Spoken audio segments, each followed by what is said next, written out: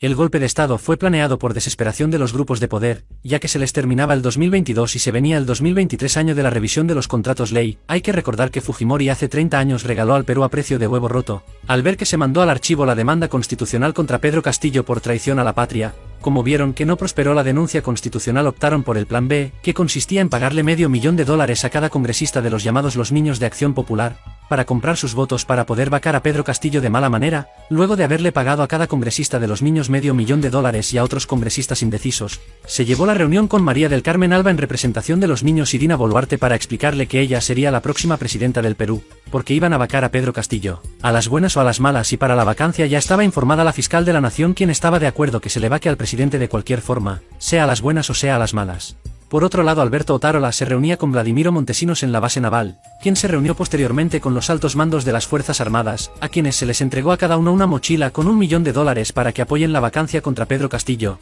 Posteriormente se reunieron María del Carmen Alba, Dina Boluarte y Alberto Otárola para ultimar el paso de la vacancia a Pedro Castillo. Alberto Otárola se encargó de explicarle a Dina Boluarte lo que le debía decir a Pedro Castillo. Para que Pedro Castillo tome la decisión de cerrar el Congreso, Dina Boluarte fue a informarle a Pedro Castillo que el Congreso ya tenían los votos para ser vacado, así que mejor que cierran Congreso antes de ser vacado, ya que iba a tener el apoyo de los altos mandos de las Fuerzas Armadas. Pero al final lo traicionaron, ya que cada uno de ellos había recibido $1,000,000 previamente de los grupos de poder. Pero fueron los mismos de las Fuerzas Armadas quienes malograron el plan casi perfecto de Vladimiro Montesinos. Al detener a Pedro Castillo sin una orden judicial, faltando a la Constitución peruana y a la Convención Americana, precisamente al numeral 2 del artículo 32 de la Convención, ya que el presidente Pedro Castillo no había sido sentenciado por ningún juez y no podía ser detenido sin una sentencia previa, porque no existía ningún documento firmado por el presidente Pedro Castillo que lo relacione a la disolución del Congreso. Lo que hizo las Fuerzas Armadas y la fiscal de la nación, conjuntamente con los grupos de poder, es secuestrar al presidente y pagarle a la prensa peruana 1.800 millones de soles para silenciar el secuestro.